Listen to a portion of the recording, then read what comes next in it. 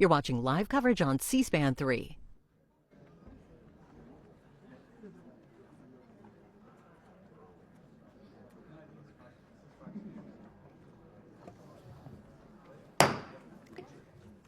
This hearing of the Subcommittee on Delivering on Government Efficiency will come to order. Welcome, everyone. Without objection, the Chair may declare a recess at any time.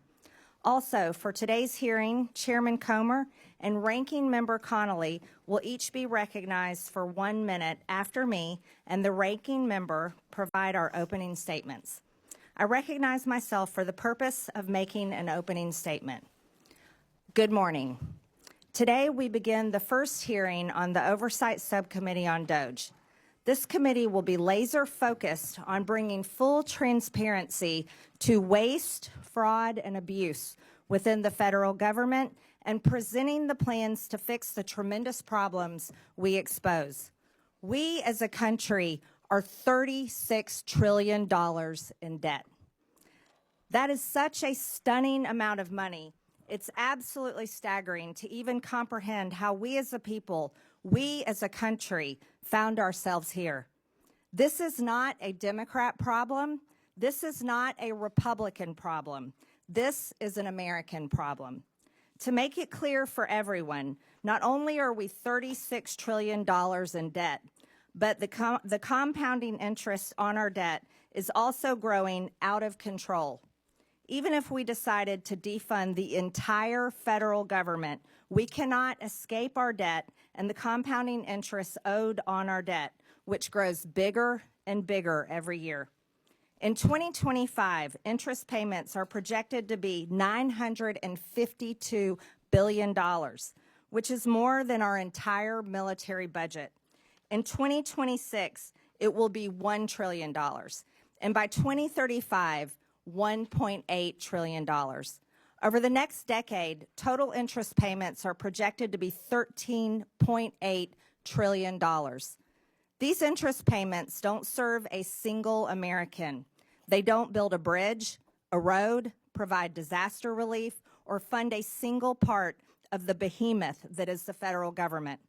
These interest payments pay our masters who own our debt, and the American people are in debt slavery to everyone who owns our debt.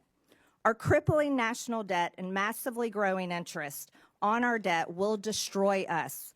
Not destroy one political party or the other, it will destroy all of us together. It drives inflation, making life unaffordable for Americans struggling to financially survive. It is crippling small businesses struggling to be successful. Our massively growing debt and interest are the chains and shackles harnessed to every American and their children and every generation to come.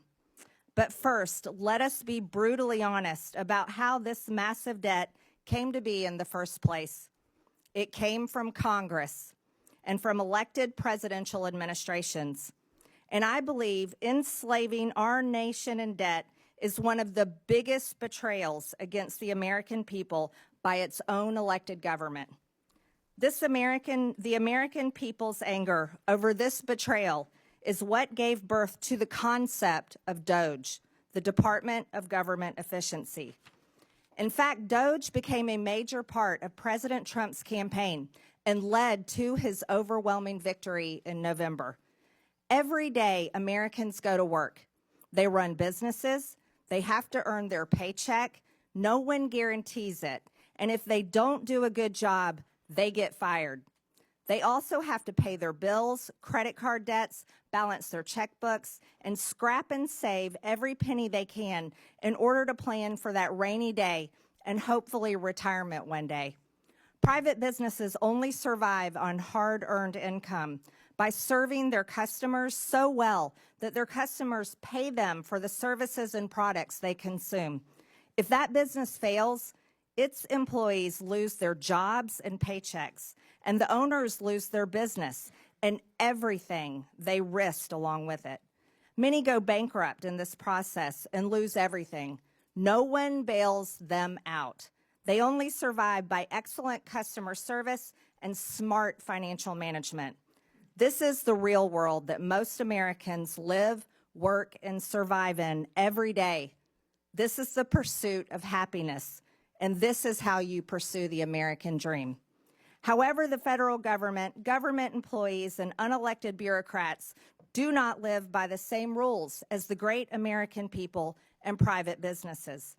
The federal government's income is the American people's hard-earned tax dollars, their literal blood, sweat, and tears. And taxes are collected by law at gunpoint. Don't pay your taxes and you go to jail. The federal government does not have to provide excellent customer service to earn its income. It takes your money whether you like it or not. And federal employees receive their paycheck no matter what. Whether veterans receive their benefits or not, whether your mail shows up or not, and whether your tax dollars are used to help Americans in need or are sent to foreign countries, for foreign people, for foreign causes. No matter how bad the federal government fails the American people, it still takes your money. It still pays its own federal employees, and it never, ever goes out of business. There are no consequences for bad customer service, total failure, and for enslaving the American people against their will in the ever-growing and future all-consuming national debt. Congress has a dismal approval rating that ranges between 12 and 20%. I don't blame the American people one bit for their sentiment and disgust. The American people will be watching this committee and how we tackle one of the biggest problems of our time. While we are a committee made up of the opposite far-reaching corners of Congress, we were each elected to serve and represent the American people and how their hard-earned tax dollars are spent. We as Republicans and Democrats can still hold tightly to our beliefs, but we are going to have to let go of funding them in order to save our sinking ship. This is not a time for political theater and partisan attacks. The American people are watching. The legislative branch can't sit on the sidelines. In this subcommittee, we will fight the war on waste shoulder to shoulder with President Trump, Elon Musk, and the DOGE team. This week, we turn our attention to improper payments by the federal government, including in Medicaid and Medicare. I'm looking forward to what we find out and how to solve this crisis. I now yield to the ranking member, Ms. Stansbury, for her opening statement. All right. Well, good morning, everyone. Thank you, Madam Chair, and welcome to the very first subcommittee on government efficiency. As was said, this committee is tasked under the Oversight Committee with ensuring that the government and the vital services that it provides, from healthcare to national security, actually work for the American people. And this is certainly a topic that we have worked on for many, many years here in the Oversight Committee, in which I personally have worked on as a former civil servant who worked at the Office of Management and Budget. And in fact, for anyone who has ever worked on these issues, you know that there is ample ground for bipartisan work to make the government work better for the American people and to ensure that it operates in a more efficient manner. And in fact, all of us here on the Democratic side are ready to roll up our sleeves and to get to work. And just last week, I had the opportunity to sit down with the chairwoman and to discuss these very issues and opportunities to work across the aisle. And like the chairwoman who shared some of her background with me, I grew up in a working family. I grew up working for small mom and pop family businesses and understand the necessity of balancing the books, making sure we can deliver, and fiscal responsibility. And that's why today's hearing is focused on making sure that the federal government is doing what it's supposed to and digging into the more than $236 billion in improper payments that we see going out the door every single year. And we need to get to the bottom of that. And we need to make sure that we're putting into place rigorous oversight and controls to prevent fraud and abuse, and of course, to go after bad actors. And that is why myself and the Oversight Ranking Member Connolly and other Democratic members of the committee sent a set of bipartisan ideas that we'd like to work on together that would root out waste, fraud, and abuse and modernize and streamline how our agencies deliver vital programs for the American people. These are programs that are important for our seniors and our families and healthcare and the education system, and we need bipartisan solutions to get across the finish line.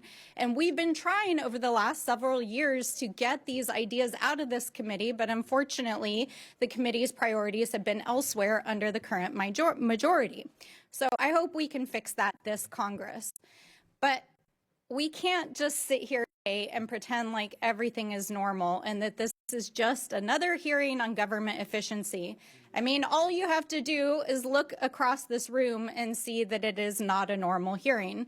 Because while we're sitting here, Donald Trump and Elon Musk are recklessly and illegally dismantling the federal government, shuttering federal agencies, firing federal workers, withholding funds vital to the safety and well-being of our communities, and hacking our sensitive data systems. In fact, while we were here discussing government waste on the House floor yesterday, Elon Musk was standing behind the Resolute desk in the Oval Office with the president, and the administration was making emergency court appeals to try to unlock his team's access to the Treasury payment system, which they claim they're using to study improper payments, which is the topic of this hearing. But here's the thing. The Treasury payment system, which includes Social Security information and bank accounts for millions of Americans and data that's critical to national security and the operation of the U.S. government, and payments that go out the door annually equal to almost a fifth of the U.S. economy, is not where the payment decisions are made, because that happens inside the agencies that are currently being dismantled. And the people who actually investigate waste, fraud, and abuse at these agencies are the inspector generals, who Donald Trump fired his first week in office in a midnight massacre. So we have to ask ourselves, what is really going on here? Why did Republicans block Elon Musk from appearing before this very committee last week? Why is the administration so eager to allow Elon Musk and his hackers to have access to proprietary and private information in the Treasury payment systems? Why are our colleagues across the aisle shielding them as they are clearly breaking the law? And why is the vice president trying to rewrite the U.S. Constitution by tweet and undermine the judiciary? So obviously, we're in the Oversight Committee and we have a lot of questions, and so do the American people, especially while our colleagues across the aisle are trying to scoop up the savings from the dismantling of these agencies to pay for the largest permanent tax break in American history for billionaires and the folks that they're helping on their side of the aisle. So let me close by saying this directly to Mr. Elon Musk. We are well aware that you are eager to engage with members of Congress on social media, but we're not here to play. If you have serious desire to engage in democracy and transparency, we welcome you to the Oversight Committee. Come and testify in front of the American people under oath, because we want to know what you're up to. So if you're interested in talking to us, then please join us here in the People's House in the House of Representatives. And with that, I yield back. The gentlelady yields. President Trump signed an executive order on his first day in office called Establishing and Implementing the President's Department of Government Efficiency. The EO simply renamed an office in the White House that was actually established by President in 2014 called the U.S. Digital Service.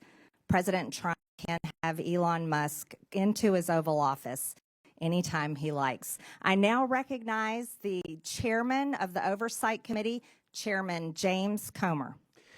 Well, thank you, Chairwoman Greene, for holding today's hearing to launch a war on waste. President Trump won an electoral landslide with a clear mandate from the American people to eliminate Washington waste and stop the theft of American tax dollars. And he is delivering on his promise. President Trump has empowered Elon Musk and DOGE to conduct a government-wide audit to identify solutions to curb waste and protect tax dollars. That's exactly what the mission of this committee is supposed to be, and I'm glad that my colleagues on the other side of the aisle have found a newfound interest in waste, fraud, and abuse. With a staggering $37 trillion in national debt, we have no time to lose. A key place to start is improper payments. Since 2003, the government has lost $2.7 trillion because of improper payments.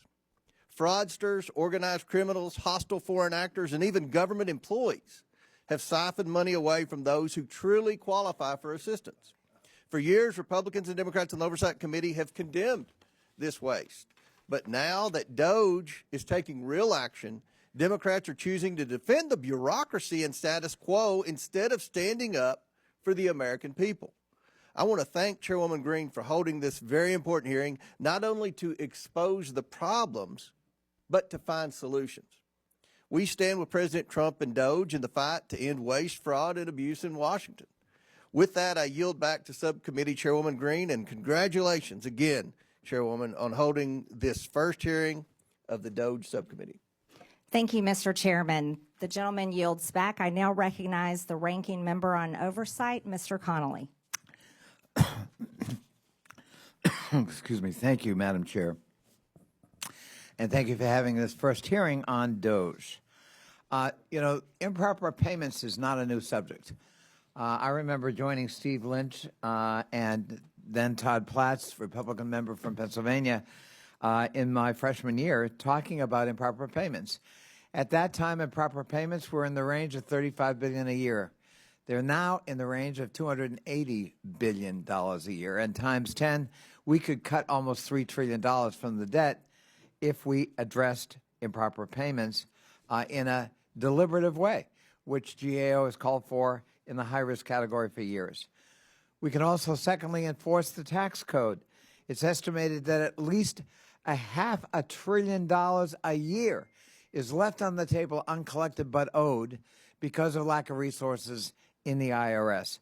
Again, times 10 is $5 trillion over a decade. And finally, we can modernize federal IT systems, which we've championed for years on this committee.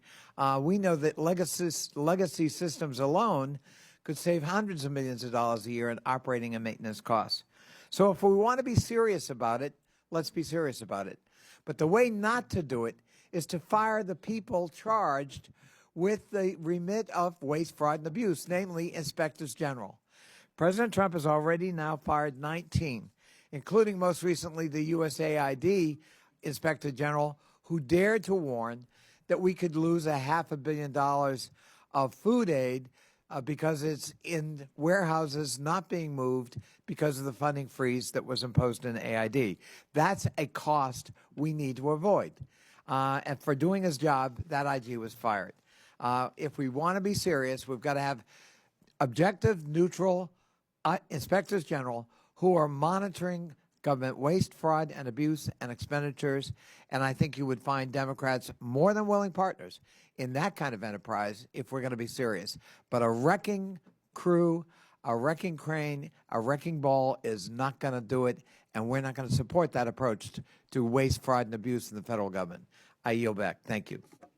The gentleman yields. The President of the United States has the prerogative to fire anyone that has overseen $36 trillion in debt, enslaving the American people, and rightfully so. I'm pleased to welcome today's expert panel of witnesses who each bring unique experience and expertise that will be valuable to today's discussion. I'd first like to welcome Mr. Haywood Talcove, the Chief Executive Officer for Government at LexisNexis Risk Solutions, Inc. His commitment to customers' needs allows LexisNexis to develop market-leading solutions that have enabled customers to stop fraud, waste, and abuse. Next, we have Mr. Stuart Whitson, the Senior Director of Federal Affairs at the Foundation of Government Accountability. Stuart was previously a special agent in the FBI, a U.S. Army veteran, and now spends his time at FGA advocating to improve welfare, the workforce, and other policy. Next, we have Ms. Dawn Royal, a certified welfare fraud investigator in the state of Wyoming and director for the United Council of Welfare Fraud. She advocates for investigating and preventing fraud of government benefits and has done so over the past 16 years. Finally, we have Mr. Dylan Hetler-Goddett, the Director of Government Affairs at the Project on Government Oversight. Dylan leads advocacy efforts and policy reforms to a wide range of good governance. I thank each of our witnesses for being here today, and I look forward to your testimony. Pursuant to Committee Rule 9G, the witnesses will please stand and raise their right hand. Do you solemnly swear or affirm that the testimony you are about to give is the truth, the whole truth, and nothing but the truth, so help you God? I do. Let the record show that the witnesses answered in the affirmative. Thank you. You may take a seat. We appreciate you being here today and look forward to your testimony. Let me remind the witnesses that we have read your written statement and it will appear in full in the hearing record. Please limit your oral statement to 5 minutes. As a reminder, please press the button on the microphone in front of you so that it is on and the members can hear you. When you begin to speak, the light in front of you will turn green. After 4 minutes, the light will turn yellow. When the red light comes on, your 5 minutes have expired, and we would ask that you please wrap up. I now recognize Mr. Talcove for his opening statement. Chairwoman Greene, Ranking Member Stansbury, and distinguished members of the committee, for over a decade, a silent war has been waged against American taxpayers, not with bombs or guns, but with data and technology. Outdated government systems permit criminals to access unlimited sums of money. During the pandemic, they stole $1 trillion. 70% of those dollars went overseas. Shockingly, it's just not criminals exploiting the system. It's the flawed system itself acting as the accomplice. If left unchecked, the U.S. government will continue to lead the world in funding cyber criminals. This is a data and technology problem, and it demands a data-driven response. Criminal syndicates have turned benefit programs into their personal ATM machines, exploiting those in need who wait months for benefits that may never come. These ruthless crooks use our money to fund child trafficking, disperse drugs in our communities, and terrorism. For years, criminal networks have stolen personal information from the public and private sector. They exploit real identities to manipulate antiquated government systems, siphoning off billions in taxpayers' hard-earned money. We continue to pay benefits to deceased and incarcerated individuals, direct money to bad actors flagged on the do not pay list, and overlook duplicate Social Security numbers by not following best practices. During the pandemic, a simple cross-check of PPP loan recipients against IRS records would have exposed massive fraud and prevented payments to transnational criminals who sold their quote-unquote sauce on the dark web. To stop this, we must reclaim control of our systems, not just from the criminal syndicates, but the flawed systems enabling them. Smarter technology, data, and identity verification are not optional. They are necessities to protect taxpayers and ensure aid reaches those who truly need it. Now, the use of AI is fundamentally changing society, but in the hands of criminals, it has become a weapon. Lawbreakers are now using it to supercharge their war on taxpayers. They use AI to create fake identity documents that pass biometric verifications. Bots flood portals with thousands of fraudulent claims per second, and deep fakes that mimic real applicants bypass the outdated NIST 863 standards from 2017. Honest and deserving people seeking access to government benefits suffer through endless application forms that are nearly impossible to navigate. But criminals from Russia, China, and Romania gain access with ease. The private sector has fraud rates below 3%. Meanwhile, the public sector operates at a 20% fraud rate. The solution is clear. It's already used every day to protect consumers. You seamlessly interact with your bank through an app that verifies your identity in milliseconds. There's no excuse for the government to lag if we do the following. Number one, implement identity verification on the front end. Criminals should never receive a dime. Eliminate self-certification. No more honor system for billion-dollar programs. And continuous auditing. Keep verifying because criminals never stop adapting. Pay and chase does not work. Of the $250 billion stolen in pandemic unemployment fraud, less than $5 billion has been recovered. The idea in government that you cannot have speed and security is fiction. I urge Congress to consider making the following legislative changes. Number one, update the 1974 Privacy Act to allow for data sharing and matching. Number two, fund a budget for fraud prevention in each appropriation bill. The USDA spends 1/20th of 1% on fraud prevention. Mandate that individuals caught stealing from entitlement programs pay hefty fines and are removed from the program permanently. And finally, eliminate broad-based categorical eligibility. This committee has a choice: continue losing this war against criminal cartels and nation states, or fight back and save $1 trillion annually. Fraud prevention is not benefit prevention. It's the key to ensuring that every dollar reaches those who truly need it. Hardworking Americans rely on these programs not just to survive, but to build better lives for their families. When criminals exploit the system, they just don't steal money, they steal opportunities. Stopping fraud isn't about denying benefits, it's about protecting them.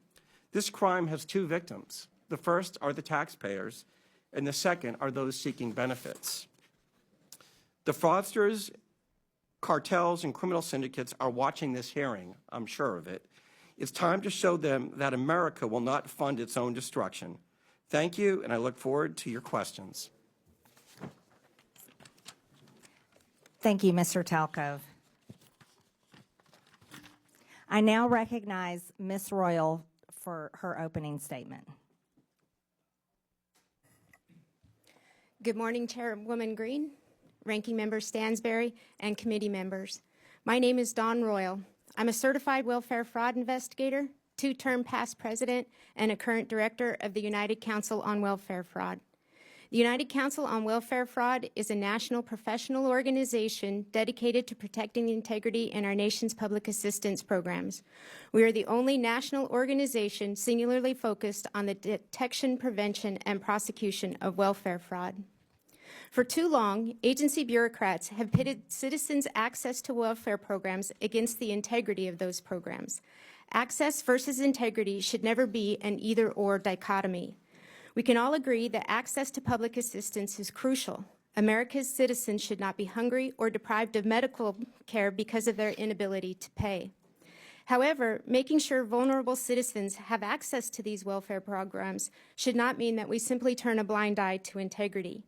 We do not pursue the prevention, detection, and prosecution of if we do not pursue the prevention, detection, and prosecution of fraud, taxpayers become the victims as the welfare programs become slush funds for anyone wanting to supplement their income with SNAP benefits, absolve themselves from the financial responsibility of medical bills, and using Medicaid to further taxpayer exploitation by taking advantage of cash assistance, energy assistance, child care, and other social welfare programs.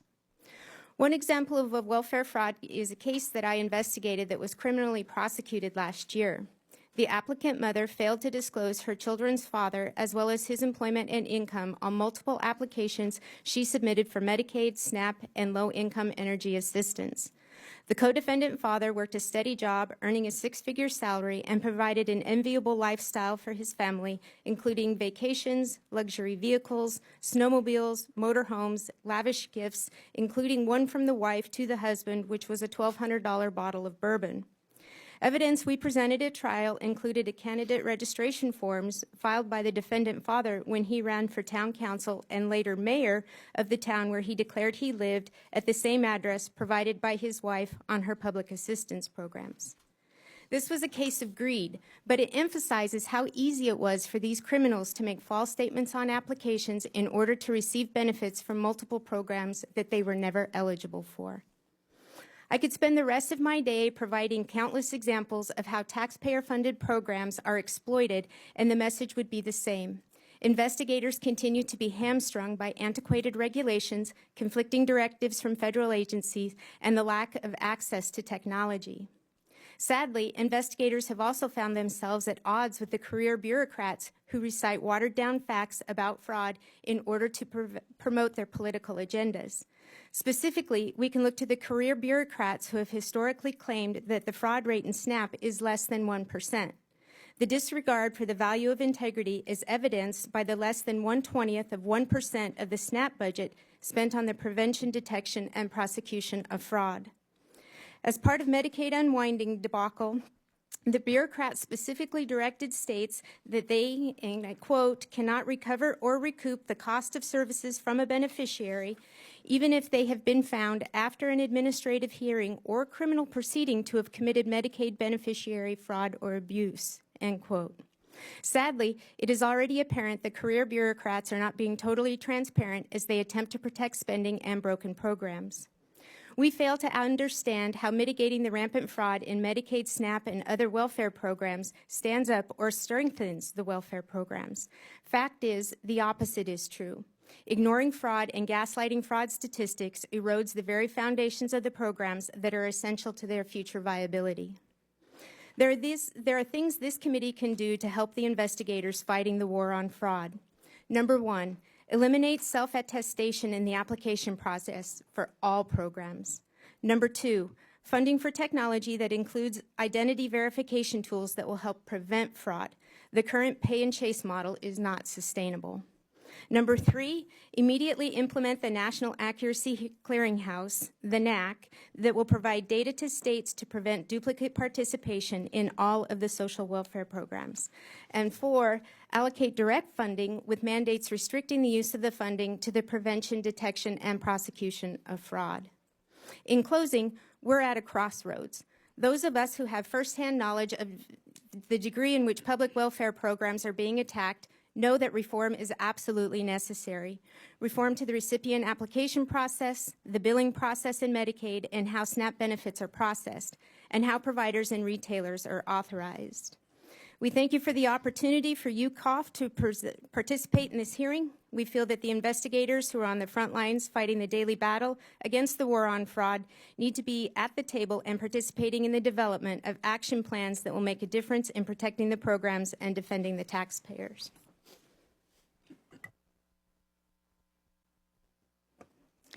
Thank you, Ms. Royal. I now recognize Mr. Whitson for his opening statement. Chairwoman Greene, Ranking Member Stansbury, members of the subcommittee, thank you for the opportunity to testify today. On the campaign trail, President Trump promised to take on the bloated bureaucracy in D.C., rebuild trust in the DOJ and the FBI, crack down on waste, fraud, and abuse, and restore common sense. And on day one, he started delivering on those promises with a wave of executive orders and the official launch of DOGE, which he, of course, tasked Elon Musk to lead. Already, DOGE efforts have brought to the public's attention countless examples of wasteful spending, including $59 million paid to luxury hotels in New York to house illegal immigrants, $1.5 million to advance DEI in Serbia's workplaces, $32,000 for a transgender comic book in Peru. The list goes on. But rather than applauding the work of DOGE, the left has launched a coordinated campaign to try to demonize Mr. Musk with the hope of shifting focus away from the disastrous waste, fraud, and abuse that occurred on Biden's watch. But guess what? It's not working. Because no matter what political party people hail from, the vast majority of Americans agree that $10 million worth of food funneled to Al-Qaeda was probably not the best use of taxpayer money. But there's another source, a key source of wasteful spending that DOGE and the subcommittee should set their sights on next, and that's Medicaid waste and fraud. While initially meant as a program for the truly needy, Medicaid has bloated into a massive welfare program for millions of able-bodied adults lured into the trap of government dependency. And as Medicaid has grown, so too has mismanagement. Today, more than $1 in $5 spent on Medicaid is improper. In Medicaid alone, fraud and mismanagement is on track to cost U.S. taxpayers, get this, more than $1 trillion over the next 10 years. When it comes to the problem of improper payments, the Medicaid program is the biggest culprit, encompassing nearly 1/3 of all federal improper payments. And more than 80% of Medicaid improper payments are due to one thing: eligibility errors.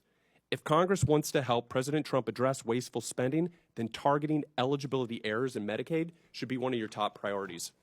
Bottom line, to address this challenge, Congress can take 3 decisive actions. So first, Congress can strengthen the Medicaid program through legislative action. That would include repealing Biden's disastrous Medicaid streamlining rule, which ties the hands of states trying to remove ineligible enrollees. You can and should do this through reconciliation, and it will produce $164 billion in savings if you do. You can also strengthen verification requirements to ensure only eligible individuals receive benefits and ensure a nationwide NAC is implemented without delay. Second thing Congress can do is help President Trump's DOGE effort by ensuring that entrenched partisan bureaucrats don't stand in the way of reform. So Musk and his DOGE team have already found hundreds of billions of dollars funneled into wasteful, fraudulent, and flat-out insane projects. But they've only scratched the surface. If this much fraud has been exposed in just a few weeks, imagine what else is buried under layers of red tape and government excuses. But guess what? All of these insane projects have one thing in common. They were all approved and funded by unelected bureaucrats. And these and other entrenched bureaucrats are already pledging to fight against President Trump's efforts to improve government accountability and efficiency. Personnel is policy. And without competent staff to faithfully execute the president's agenda, the DOGE project will fail. And this is where Congress can help. Congress can support the president in carrying out his DOGE effort by making all executive branch employees at will, codifying the president's authority to fire unproductive or insubordinate agency employees as needed. At the same time, Congress can grant the president authority to permanently eliminate vacant positions and consolidate non-essential positions across agencies and departments to help promote efficiency and put the right people in the right seat. The third thing, Congress can make President Trump's DOGE cost-cutting and deregulatory reforms permanent by passing the REINS Act. And so there's only one big problem with the DOGE effort. Most of its work can be undone by a future president with the stroke of a pen. To make President Trump's DOGE reforms permanent, Congress must act. And the best way to do this is to pass the REINS Act. This would return Article 1 budgetary power of the purse to Congress while promoting deregulation. It would also help lock in the DOGE reforms and cement President Trump's legacy as the most consequential deregulatory and cost-cutting president in U.S. history. The American people are watching. It's time for Congress to act. Thank you, and I look forward to your questions. Thank you, Mr. Whitson. I now recognize Mr. Hetler Goddett for his opening statement. Thank you, Chairwoman Greene, Ranking Member Stansberry, and members of the subcommittee. My name is Dylan Hetler Goddett, and I am the Director of Government Affairs at the Project on Government Oversight, or POGO. I appreciate the opportunity to be with you here today to talk about the critical issue of bringing more accountability and transparency to federal spending, including rooting out waste, fraud, and abuse. Since our founding in 1981, POGO has been focused on promoting more accountability and rooting out wasteful spending and promoting efficiency, especially at the Department of Defense. We have a long and well-established track record on these issues, and we take a back when it comes to promoting a better and more effective government, which necessarily includes a federal government that is a good and responsible steward of taxpayer dollars. Let's take a moment to pause here to talk a little bit about terms that we're going to hear a lot today and the difference between them. Waste is different from fraud. Fraud is different from abuse, and abuse is different from both. When we talk about improper payments, they are a subset of those other 3 categories. But that doesn't tell us the whole picture either. Sometimes improper payments are a function of bad record keeping. Sometimes they are a function of outdated information technology systems. Sometimes they come about through human error, and sometimes they come about through negligence. There are a variety of reasons why improper payments happen. It just simply is not the case that improper payments are only a function of bad people doing bad things with bad intent. That doesn't mean we shouldn't focus on trying to mitigate improper payments, and that certainly doesn't mean that the American people should not be concerned with how their tax dollars are used. The good news is that there are some time-tested solutions and tools to help mitigate these problems. For example, When we think about the independence of inspectors general, we're talking about a resource that is extraordinarily valuable to the American people. In fiscal year 2023 alone, inspectors general identified over $93 billion worth of potential savings to taxpayers. Whistleblowers are also an incredible resource to the American taxpayer. Through the IRS's whistleblower program alone, billions of dollars have been recouped from tax cheats since the inception of that program in 2007. Whistleblowers have also played an instrumental role in helping the Department of Justice pursue False Claims Act cases that have resulted in billions of dollars in reclaims settlement costs. It seems to me that if an administration were serious about wanting to root out waste, fraud, and abuse, they would support and resource whistleblowers and inspectors general. They would not demonize them, and they would certainly not fire them en masse in an unlawful midnight purge. There are other reforms we can think about too, reforms that are more technical, but just as important. Key statutes such as the Federal Funding Accountability and Transparency Act, the Data Act, and critical platforms like usaspending.gov were really important improvements and innovations when they came about, but they are in need of overhaul and reform. Currently, the status quo is that we have an extraordinarily hard time tracking federal dollars from end to end. This is due in large part to a broken chain of data collection, of reporting information, and the ability to monitor and track in real time what is happening with federal dollars. This informational black hole is where a lot of impropriety happens. It's where waste, fraud, and abuse live. And yes, this is where improper payments often happen. But more importantly, we also don't have a good, clear, and consistent way of understanding what is happening with tax dollars at the end point. What is the impact that we're having? What is the return on investment that we're having? We now have an annual budget of close to $7 trillion a year. We can't say with any degree of clarity and consistency what we're getting for all of that money. We have some more good news, though. There are bipartisan efforts, and there have been for years, to try and clean up this situation. We at POGO have had the privilege and pleasure of working on some of those initiatives. We were a part of the Federal Taxpayers' Right to Know Act being passed into law just a couple of years ago, which created for the very first time a program inventory of all the programs in the federal government, and that would be available to the public. We have worked with a member of this very committee, the House Oversight and Accountability Committee, to introduce a piece of legislation that would bring more transparency to federal subaward reporting. We have supported and endorsed multiple pieces of legislation that take direct aim at the improper payments issue. We also have additional ideas that don't yet have congressional champions. One proposal is to clean up and modernize and standardize the award descriptions that are available in USA Spending to make them more useful and relevant. We have another proposal to harmonize the amount of data and information we collect between contract spending and non-contract spending. We stand ready, willing, and able to work with anybody who wants to work with us on these common sense solutions. Lastly, I want to put in a quick word for Congress. Yeah. And specifically, I want to The gentleman's time has expired. Apologies. Yes. I can't see the flashing light. That's okay. Thank you, Mr. Hetler. Got it. We appreciate your testimony. I now recognize myself for 5 minutes of questions. I'd like to thank our witnesses today for your testimonies and the suggestions that you have brought before this committee. I'd also like to thank Chairman Comer for this opportunity to chair the Historic Oversight Subcommittee on DOGE.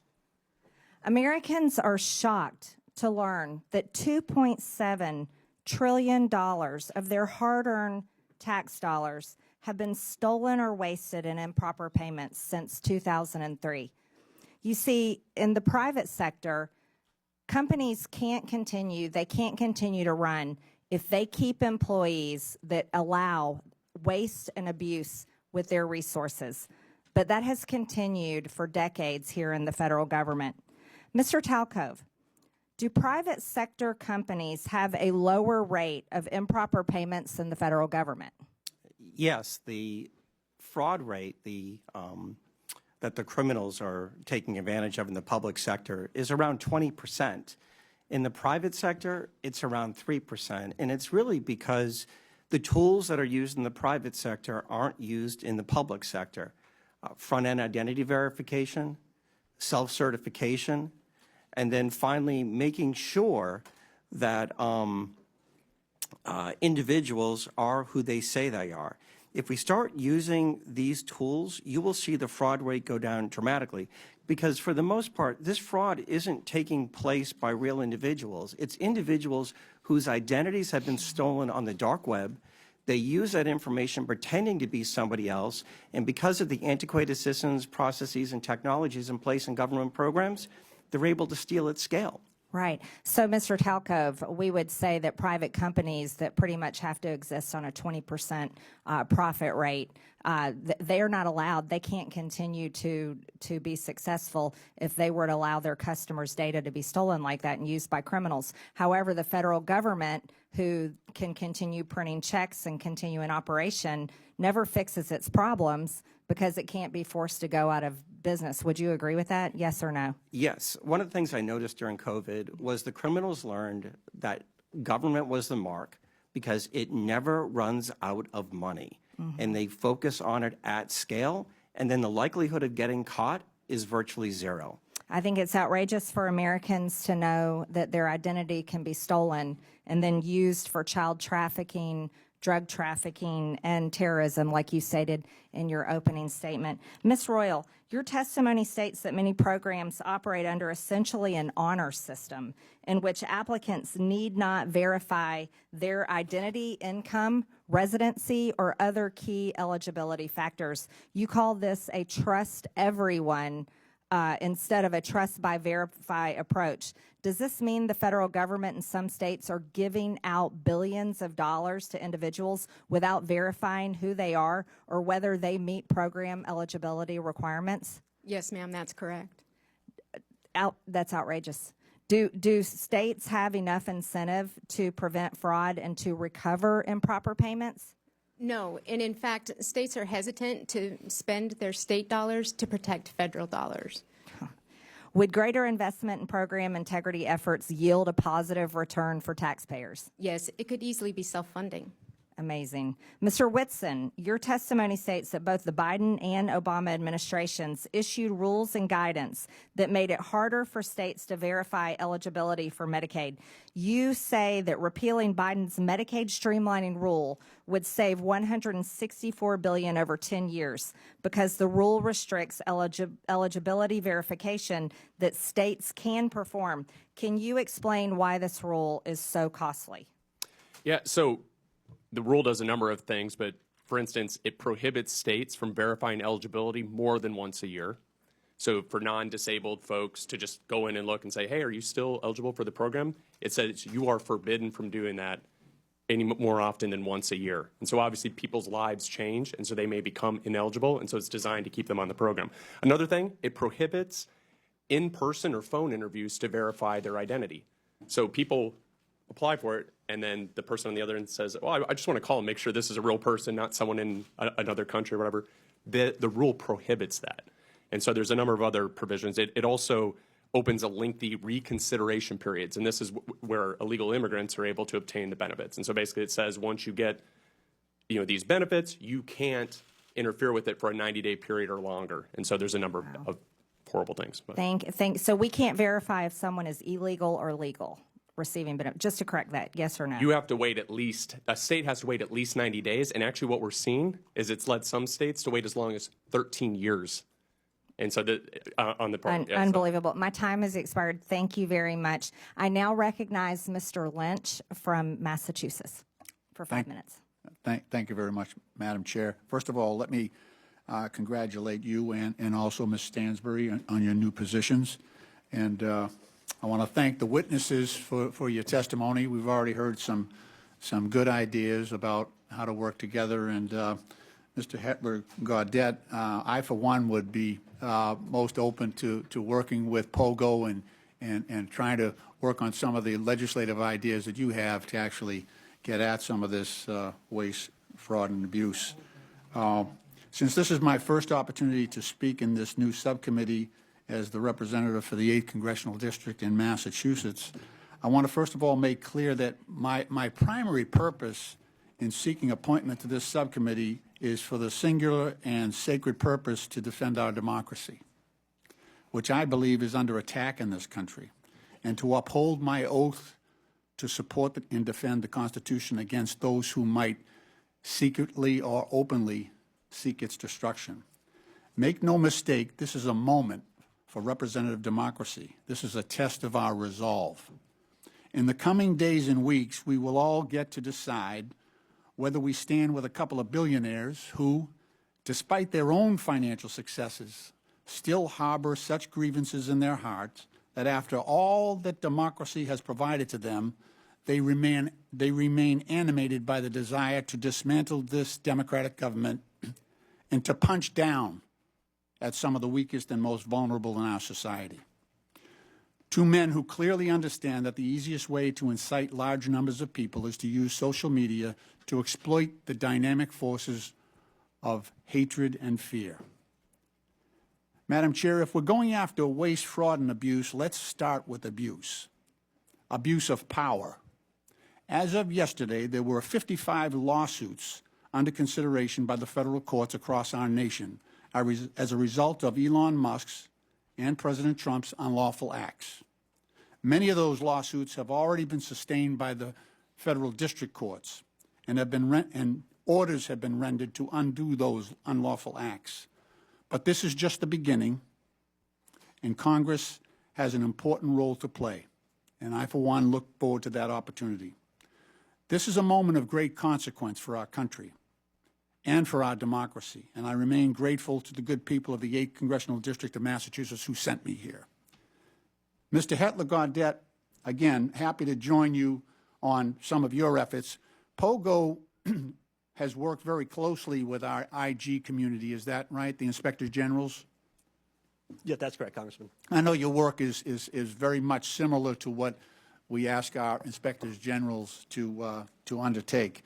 I want to ask you, what do you think? So in the most recent report from the Inspector Generals, and this is the Council of the Inspector Generals, a nonpartisan group on integrity and efficiency in government, they identified more than $93 billion in potential savings. So the first thing that President Trump did coming into office was to fire 17 agency inspectors general.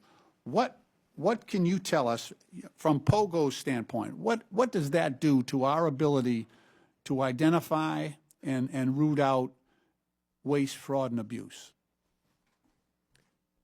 Thank you, Congressman. I would say, to put it simply, it completely undermines our ability to root out waste, fraud, and abuse. Inspector General exists for essentially one purpose, and they were originally created in the immediate aftermath of Watergate, and I think you all probably do not need me to give you a history lesson at all on what happened in the Watergate era.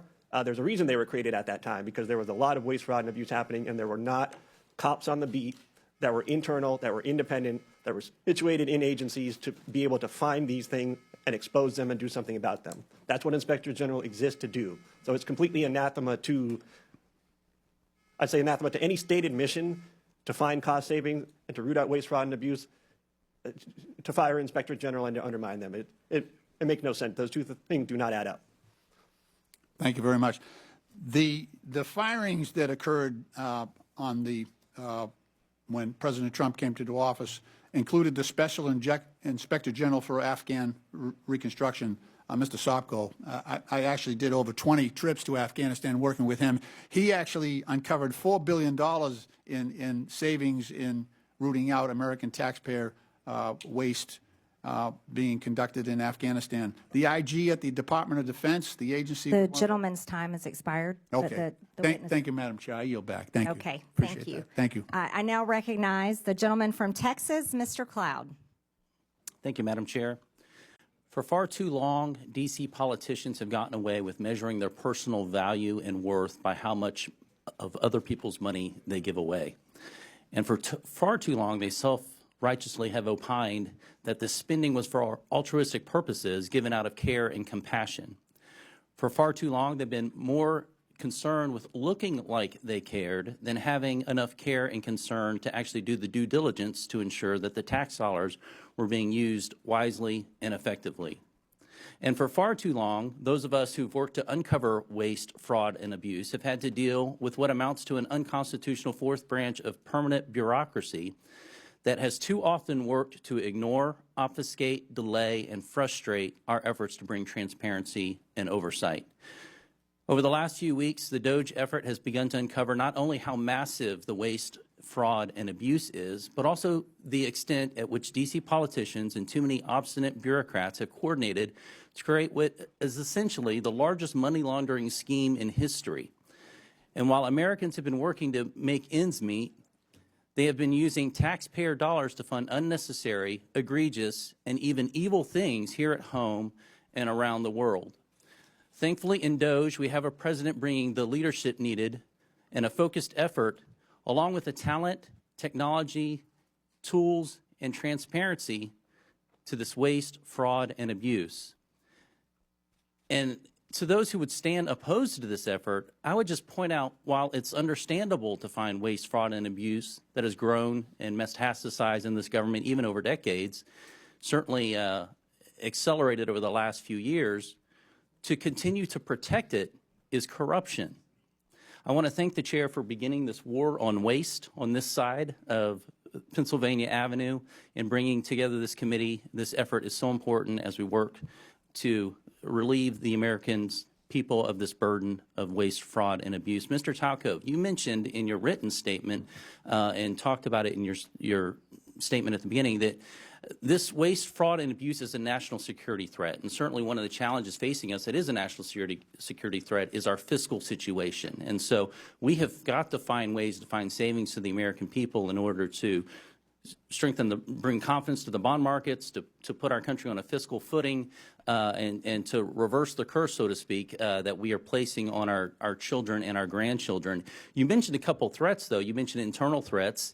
You said that these cases involve government employees, individuals entrusted with administering benefits who, instead of using their positions to approve fraudulent claims, override security controls, or even sell sensitive claimant information for profit. Now, this is not every federal employee for sure, but within the context of people who are trying to give their best effort, we have an internal threat. But you also mentioned transnational fraud rings, terrorist organizations, nation states, North Korea, nuclear weapons programs funded by our tax dollars, China, Nigeria, Iran, Romania, Russia, not our friends necessarily, that are being funded by taxpayer dollars. Could you give us some examples of how this is happening? Yeah. So when you think about what happened during the pandemic, $1 trillion was stolen. 70% of that money went overseas. And I can give you some examples. In a Western state, they had more people applying for unemployment insurance benefits than they had individuals over 18. The people that were stealing the money from Romania were using it to facilitate other fraud schemes that include fentanyl, that include doing things to impact our democracy. On the insider threat, right, the first thing you have to say, and my dad was a public servant, is 99% of people that work in the public sector are honest, hardworking individuals. But there are some, and what you need is data and technology to root that out. There were examples during the pandemic. There were some examples even of last week where people got into the Medicaid system in a Western state and stole $50 million in less than 4 months. So you have to have these controls in place, right? These aren't individuals stealing, Mr. Cloud. These are organized criminal groups, both domestic and transnational. That, as you mentioned, taxpayers are being forced to fund the demise of our own country. Mr. Whitson, I wanted to ask you, because there's a lot of talk about reconciliation right now. You mentioned Medicaid and what could be done to bring a pretty substantial amount of savings, and this is without affecting those who truly need Medicaid and for what the purpose of the program was extended for. Now, the gentleman's time has expired. Okay. Does the witness want to answer the question? No, only to say that, yes, there's a tremendous amount of savings that can be found from the streamlining rule, but also work requirements in the program is another big area that can be done in reconciliation, and that's could save a significant amount as well, $241 billion in federal spending over 10 years. Thank you. Thank you. Thank you, Madam Chair. You're welcome. I now recognize the gentleman from California, Mr. Garcia. Well, thank you. Thank you to all of our witnesses for being here. And I want to just start off by making something clear. I think we're all here to fight against the lies, the corruptions, and the attacks on our social safety net. Now, we should in no way be cooperating with House Republicans who want to shut down the Department of Education and destroy Medicare and Medicaid. And we should not stand by as the richest man on the planet gives himself and his companies huge tax cuts while the American people get absolutely nothing. Now, I find it ironic, of course, that our chairwoman, Congresswoman Greene, is in charge of running this committee. Now, in the last Congress, Chairwoman Greene literally showed a dick pic in our oversight congressional hearing, so I thought I'd bring one as well. Now, this, of course, we know is President Elon Musk. He's also the world's richest man. He was the biggest political donor in the last election. He has billions of dollars in conflicts of interest, and we know that he is leading a power grab, also abided by and encouraged by Donald Trump and, of course, the chairwoman, Congresswoman Greene.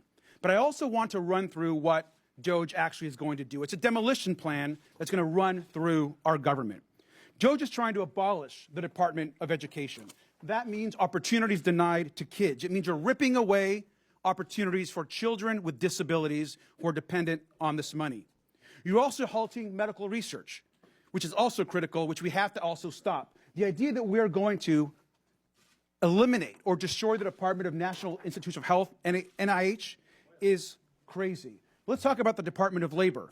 We're talking about protections for working people across this country, where people can actually complain about abuses their companies are making against them and their coworkers. Workers are now going to be in danger. And let's also talk about the Consumer Financial Protection Bureau, another huge issue for us. Think about the scammers and fraudsters that will be empowered across this country because Elon Musk wants, essentially, these companies have more power over consumers and over people across this country. Look at the Centers for Centers for Medicare and Medicaid Services. That is actually what's being discussed partly today. Healthcare, we're talking about being denied to millions of poor people, working class people across this country. And now, of course, they're on to their largest target, the U.S. Social Security Administration. We're talking about the destruction of the actual social safety net in this country. We know that 1 in 5 Americans collect Social Security, seniors, disabled people. This entire plan is about hurting the American social safety net and destroying our institutions. And it's important that we actually call out what is happening at this subcommittee. This is not about working with the richest man on the planet. This is actually about empowering. This committee wants to empower the richest person in the world to hurt people so they can take all of this money that they so-called want to save and then give it to themselves, their companies, and their billionaire friends. That is the attack that is happening in this committee and across this country, and it's important that we call it out. We also know, of course, that Elon Musk is sending his unqualified DOGE staff to carry out this agenda across all these agencies. And in some cases, actually teenage staffers. No accountability, no experience, and problematic records. They're trying to rob you, and they're probably a minor. Thank you, and I yield back. The gentleman yields, and I now recognize the gentleman from South Carolina, Mr. Timmons, for 5 minutes. Thank you, Madam Chair. I find it sad that my colleagues across the aisle can't take this seriously. We have $36 trillion in debt. We run an annual almost $2 trillion deficit. When I got elected 6 years ago, we had $21 trillion in debt. So in 6 years, we've added over $15 trillion to the debt. And guess what? President Trump ran on fixing this problem.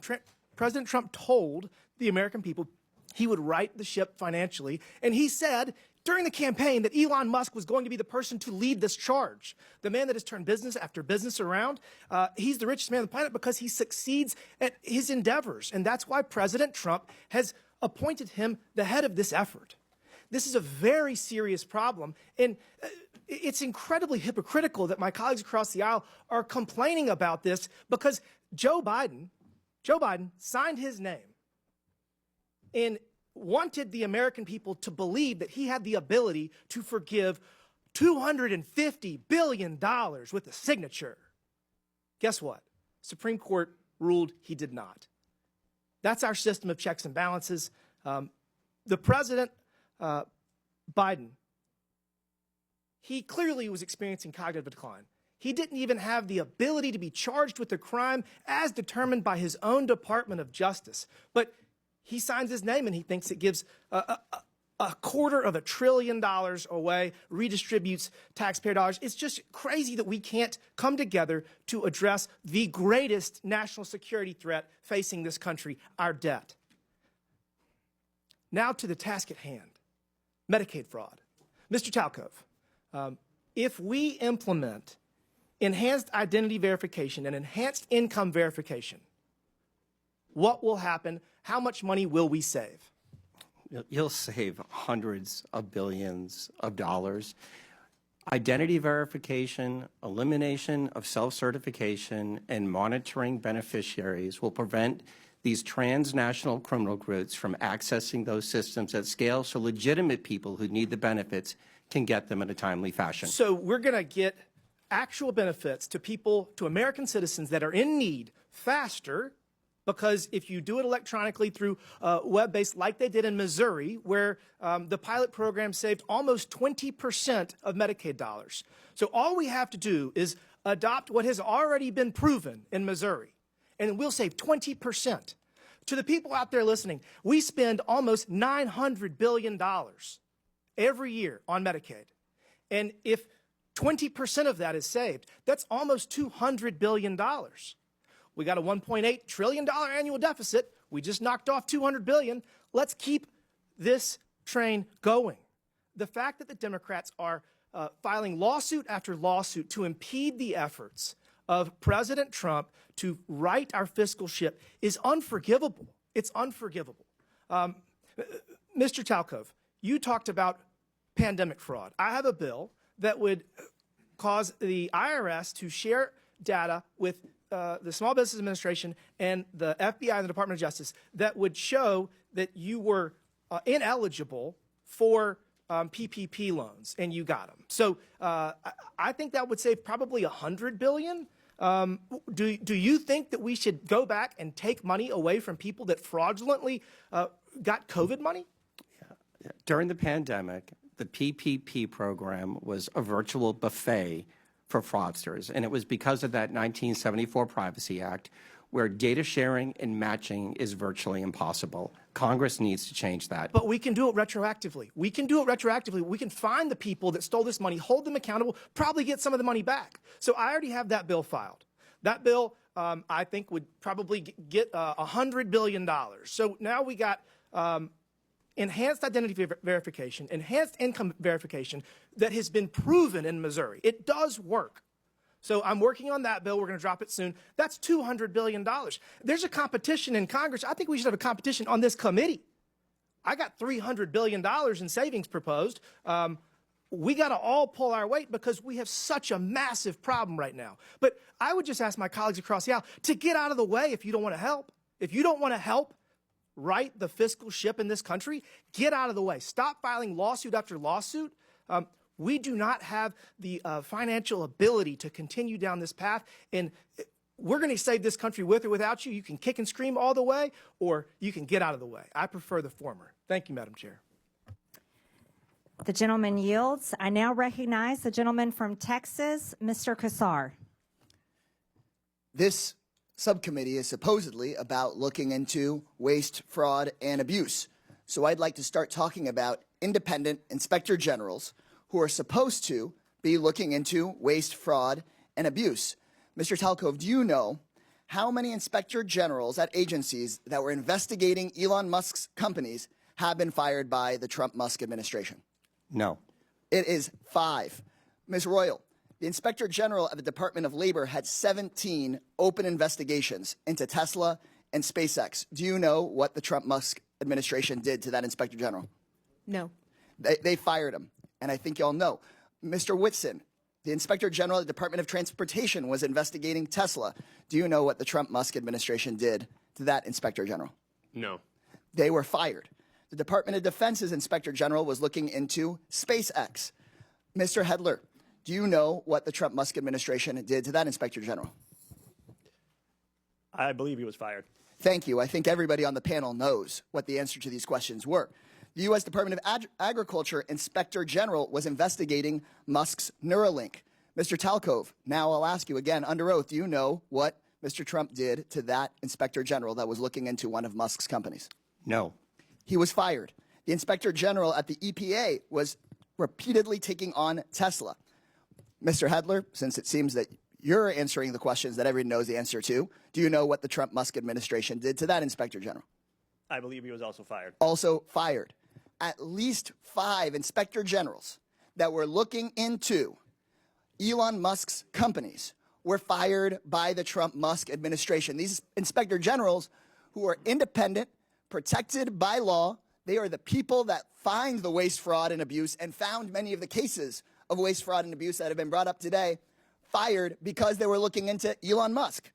At the NLRB, the National Labor Relations Board, which is supposed to protect workers from getting their unions busted by folks like Elon Musk, made functionally broken by the so-called Department of Government Efficiency that really is the Department of Government Efficiency for Elon Musk, not for you.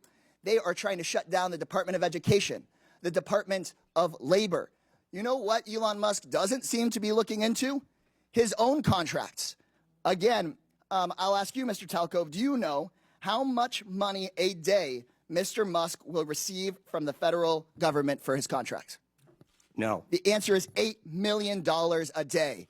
Just last year, Elon Musk was promised $3 billion from close to 100 contracts with the federal government.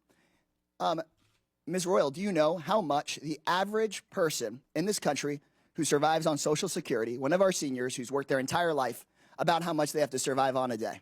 I do not. $65 a day. We're not looking into Elon Musk's $8 million a day. This subcommittee, chaired by Marjorie Taylor Greene and the House Republicans, is looking into your grandmother's $65 a day. Let me be clear. I think we would all support taxpayer savings, look into money we might needlessly send to billionaires and big corporations, find taxpayer savings, and send it back to your hardworking family.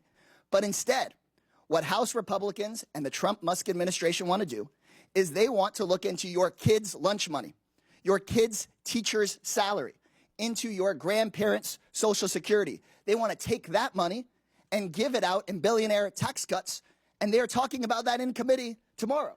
In Budget Committee tomorrow, they just released their plan. So let me be clear.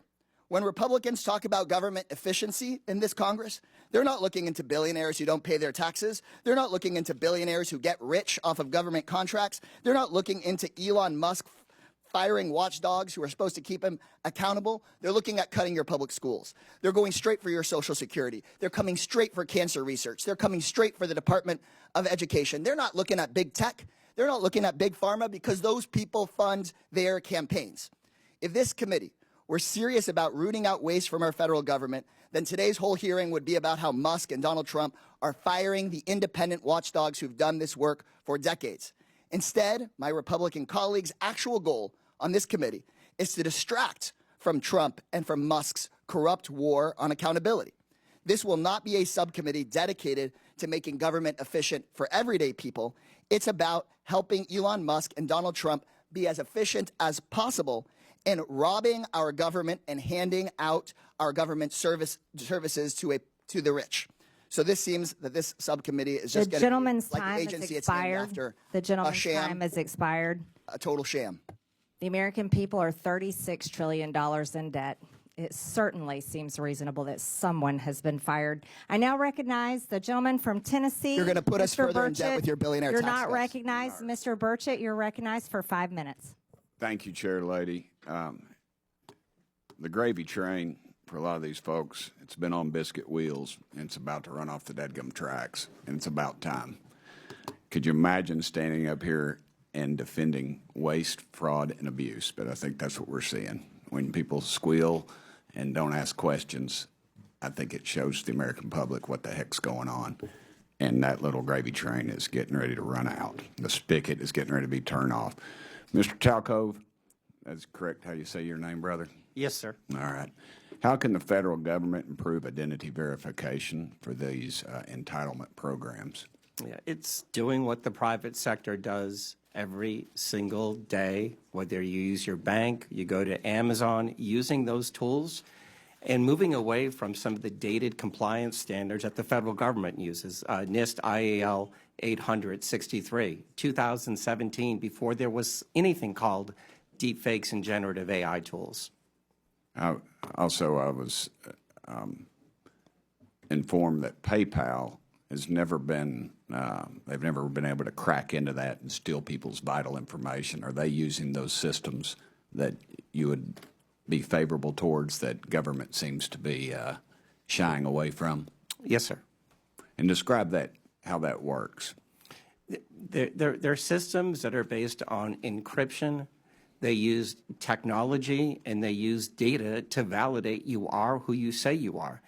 The people that are stealing right now, I believe a lot of them are actually ghosts from China, Russia, Nigeria, and Romania. I read a report today that North Korea was involved in this, in some of that as well. They are. And those people are our enemies. Again, they'll hate us for free. We don't have to give them taxpayer money. And are there loopholes that can be closed to avoid these improper payments? And I wish you'd describe those to me. The biggest, most important thing, particularly in the benefit program space, is the use of self-certification. As Mr. Timmons noted, the state of Missouri is using a solution called Steady IQ to validate wages and wealth. You cannot allow individuals to provide the information based upon what they think. It has to be based on what you know, and that will stop the ghosts from using people's identities to steal money from U.S. taxpayers. How much money do you calculate is wasted due to waste, fraud, and abuse in the entitlement programs each year? Yeah, my number right now between federal, state, and local government is you can save $1 trillion a year by simply putting in front-end identity verification, eliminating self-certification, and monitoring the back end of the programs that are providing the benefits. Those three things. You said you could eliminate that, but are there others you feel like some more low-hanging fruit? I would start with those three things because they're simple. That'll take that 20% fraud rate that you're seeing in the public sector down below 5%. Chair Lady, I would suggest that we adopt Mr. Timmons' legislation and get that out of the committee as fast as possible. What actions also could Congress take to fix these problems quickly? Yeah, I think the first thing is updating and redoing the 1974 Privacy Act. That is virtually impossible to do data matching. It's very difficult to have data shared. And when you look back at the pandemic, data sharing and data matching would have stopped probably 50% of the $1 trillion that was stolen from taxpayers. Any of y'all like to add anything to that? Congressman, I would just add that rather than accepting self-attestation, that states should have to be required to actually verify people's identities. And here's the key part: before they get enrolled. They shouldn't get enrolled and then eventually come down later on down the road. It's amazing to me. I have a doctor's appointment back in Knoxville, and the verification process is very extensive. It's more so than the federal government requires for any of this. What type of computer systems are these agencies using, and do they need updating? They're using very dated technology, but they're also burdened. I look at the USDA, 6.2 million words in a 10,000-page document that shows how to implement the rules of the program. Nobody can figure that out. So one of the things that I think has to happen is the simplification of these processes and systems, and then just use the technology that we use every day in the private sector. Okay. Thank y'all so much for being here. The gentleman's time has expired. Thank you, Chair Lady. I now recognize the gentlewoman from Texas, Ms. Crockett, for 5 minutes. Thank you, Madam Chair. And Mr. Talcove, I'm just going to go ahead and pick up where you left off really quickly.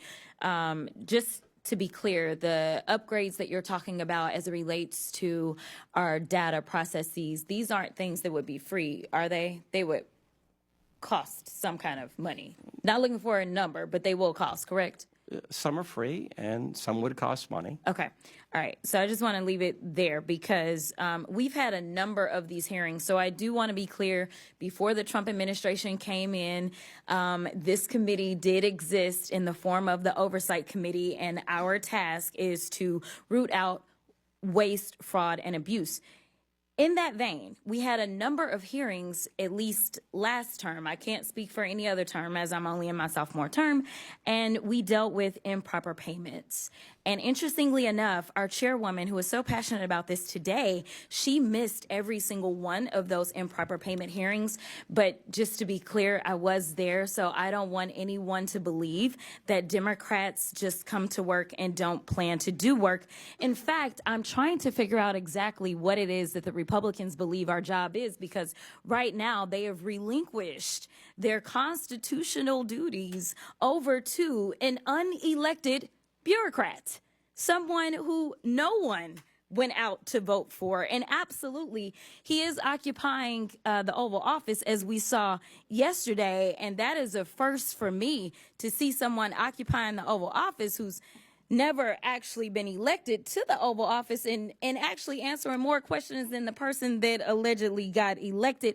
But for whatever reason, this is the first time we're having a DOGE subcommittee hearing, and that guy's not here. Instead, we have y'all. So I do want to thank you for coming.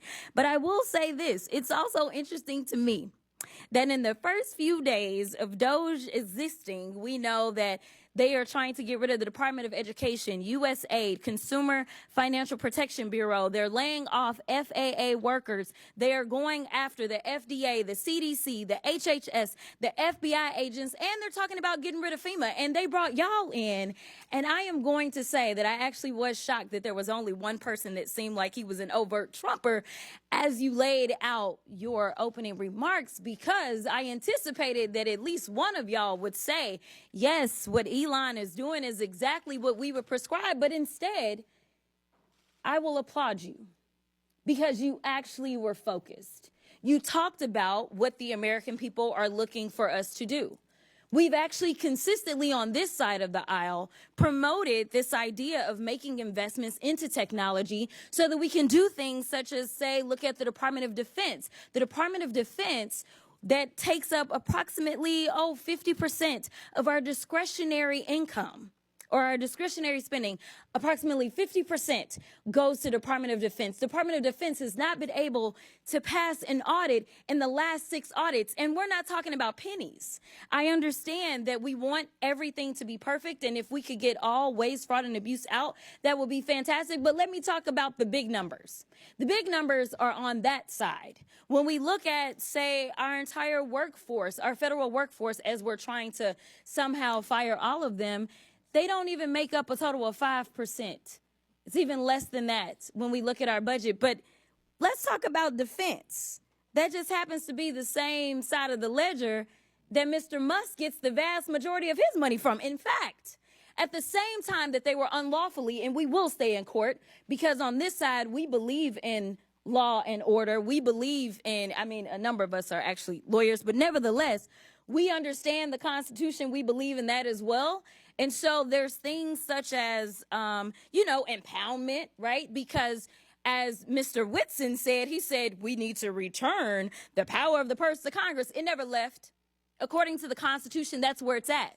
Now, I know that people are confused right now because for whatever reason, we had a guy that went in, and you talk about people invading our data. Listen, people said that they were upset about TikTok, but I'm upset about the guy that runs Twitter, who for sure is doing nefarious things, because I don't understand, if you are trying to conduct audits and figure out where the waste, fraud, and abuse is, I don't know why you would go to some tech guy. In fact, it was only techies that were sitting there at inauguration. We didn't have auditors. I would welcome auditors to come in and do forensic audits. In fact, he sat there in the Oval Office yesterday and he admitted that he was lying, and he was using his propaganda machine to do it when he said that we sent millions of dollars to Gaza for condoms. That was a lie. So let me tell you something. elected. The We were gentlelady's duly elected, time has expired. And it is time for The us gentlelady's to do our time has job expired. and rein in this rogue actor known The as gentlelady's Elon time Musk. has expired. I now recognize the gentleman from Missouri, Mr. Burleson. Thank you, Madam Chair. I just want to speak frankly at first to the American people. We're nearing $37 trillion in national debt. What does that mean? That means that each and every U.S. taxpayer owes over $323,000. Okay? What does that mean? That means when the EPIC, which is the Economic Policy Innovation Center, says we have 18 trillion left. That's it. 18 trillion left to take out, and we're spending $2 trillion in debt every year. Folks, we're at the precipice of a debt, like a debt cycle. We are literally at a point in which the dollar will be worth nothing. What does that mean? And I mean we know Social Security goes bankrupt in 8 years, right? Medicare goes bankrupt in 10 years. And then 15 years from now, the dollar is completely devalued and worth nothing. So what does that mean? That means your pension, the money in your bank, your savings is nothing. It's worthless. So what are we doing? We're trying to save this country. We're trying to save your pensions. We're trying to save your bank accounts. We're trying to save this country for the next generation, and it would be nice if we had help. But instead, we have people that are fighting us on this. And, I think that I would hate to be in the Democratic Party right now because you're in a really bad bind. You're having to defend all of this crazy spending, all of this crazy waste. So how do you do it? You do ad hominem attacks. You attack the messenger. Oh, Elon Musk, right? He's rich. He must be evil, right? That's the attacks. Really? You can't do any better than that, right? Let's talk on the policy. On the policy. Help us. We're trying to save this country. This is and Elon Musk, who's making no money doing this, is trying to save this country. Why? Because he has invested in the United States of America more than anybody, right? So I think that we should embrace it. In fact, not a single company, governor of any state would ever turn down Elon Musk and his team of DOGE from coming in and providing free services to right the course and financially in any state or organization. It's ridiculous that we would demonize someone that loves this country so much. Mr. Whitman, the formation of agencies via the executive action is not new, right? The formation of DOGE is not new. Can you are you familiar with any other previous presidencies where they've formed organizations like DOGE via executive action? Yeah, so actually the agency that DOGE is occupying is one that was created in a previous administration, so it is something that happens routinely. But I don't know if that answers your question. Yeah, there's been the Office of Budget Management was created, Environmental Protection Agency was created, the U.S. Digital Service, which is now DOGE, was created all by executive order, right? And actually one other I'd add is USAID was originally created through an executive order by President Kennedy and then later formalized. And then, Madam Chair, I have a video I would like to end with that just, let's review, if we could cue that, to remind, and I want to remind my Democratic friends, at a point in which you once had the majority of the American people on your side, this is what your party believed in. This report tells us how to cut waste, cut red tape, streamline the bureaucracy, change procurement rules, change the personnel rules, and create a government that works better and costs less. I've read it, and where it says the president should, the president will. Among the 800 recommendations, eliminating 12% of the federal workforce, merging some government agencies like the FBI, the DEA, and the Bureau of Alcohol, Tobacco, and Firearms, closing hundreds of government offices outside Washington. From the day I took office, one of the commitments that I made to the American people was that we would do a better job here in Washington in rooting out wasteful spending. We thought that it was entirely appropriate for our governments and our agencies to try to root out waste, large and small, in a systematic way. It means cutting some programs that I think are worthy, but we may not be able to afford right now. A lot of the action is in Congress and legislative, but in the meantime, we don't need to wait for Congress in order to do something about wasteful spending that's out there. We haven't seen as much action out of Congress as we'd like, and that's why we launched on our own initiative the campaign to cut waste. And we're going to keep on finding every possible way that we can do that, even if Congress is not acting. There you go. I think it speaks for itself. My time has expired. The gentleman's time has expired. Thank you. I now yield to the gentlewoman from the District of Columbia, Ms. Norton, for 5 minutes. Thank you.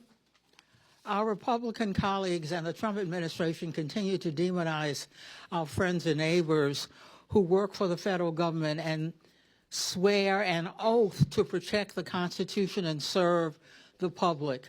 Thousands of civilian federal employees have given their lives in the line of duty for their country. The administration seems intent on dismantling much of the federal government in violation of the Constitution, statutes, and regulations. And our Republican colleagues are letting them do it. They want to gut the nonpartisan civil service and to convert a significant portion of the remaining civil service into political appointees. Depriving the federal government of employees' expertise and experience will harm the services that the government provides to all Americans. Mr. Hetler-Garlett, the administration is attempting to cause a mass exodus from our federal workforce. Will this increase or decrease waste, fraud, and abuse? Thank you, Delegate Norton. I think it's pretty clear that chaos is not the friend of efficiency. If you undermine the very functionality of the government, you're not going to make it more efficient. You're going to make it worse, and it's going to cost even more money to recoup or to fix things that go wrong in the interim. So again, I mentioned earlier that if you care about waste, fraud, and abuse, firing Inspector General doesn't add up. I think if you care about government being more efficient, intentionally creating chaos is the opposite of that. Well, Mr. Hetler-Garlett, do federal employees operate without oversight or rules and regulations? No, absolutely not. They are governed by plenty of rules and regulations, and when there are independent inspector general at the agency they're supposed to be at, they also have a cop on the beat making sure that they do so. I want to highlight some stories demonstrating exactly the kinds of federal workers the administration is trying to force out. How about Chris Mark at the Department of Labor, whose pioneering work on mine safety has reduced minor safety deaths from roof collapses to almost zero today? Or Jared Koopman at the Internal Revenue Service, who pioneered new methods for tracking criminal cybersecurity currency transactions that led to the rescue of 23 children from rape and assault, as well as the seizure of hundreds of millions of child abuse videos and 370 pedophile arrests. This work also prevented funding from going to terrorist groups. Or Ronald E. Walters, who manages the 155 national cemeteries around the country and tends to the resting places of almost 4 million veterans. These are just a few of the federal workers who serve Americans every day. The workers are wildland firefighters, border guards, doctors, nurses, food inspectors, air traffic controllers, and law enforcement that do their civic duty, often despite the fact that they could make such more in the private sector. Thank you, and I yield back. The gentlelady yields. I now yield to the gentleman from Georgia, Mr. Jack. Well, thank you very much. Thank you very much, Madam Chair. And I want to also thank you for convening this hearing. I think it's incredibly important, and I want to thank our witnesses for appearing before us today. Like another member of this committee, I too was once an employee of the Executive Office of the President. I worked in President Trump's White House from the very first to very last day of his first term, and I saw firsthand how entrenched and resistant the federal bureaucracy was to his agenda. So it's no surprise that today a few of my Democrat colleagues have continued that trend by using their time to bash Elon Musk instead of discussing ways to work together to advance a bipartisan cornerstone of President Trump's agenda, the mission to finally eliminate waste, fraud, and abuse. And I just took a rudimentary count of the Dems' testimony, or rather comments today, and I've got 27 mentions of Elon Musk and 3 mentions of waste. And I don't know if that's, in fact, the right count. Encourage anybody to fact check me, but I think it illuminates and illustrates one of the problems that we're facing, which is a lack of bipartisan effort to address these critical things that, waste, fraud, and abuse is something that should be bipartisan. The chair noted that in her opening remarks. Now, Madam Chair, you know how much I enjoy studying public opinion. So with your approval, I'd like to enter into the record the CBS News poll from this past weekend conducted February 5th to 7th, 2025. And I'd also like to illuminate 2 findings.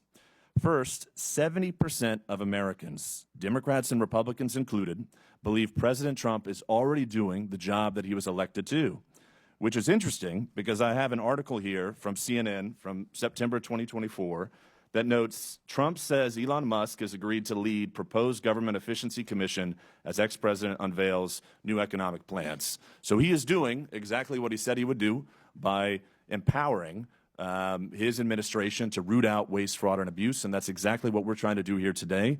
I'd also like to note one interesting statistic from that. 62% of Americans want Democrats in Congress to work with us to advance the priorities that President Trump was elected to govern on. So I think those are 2 stats that I hope everyone pays attention to.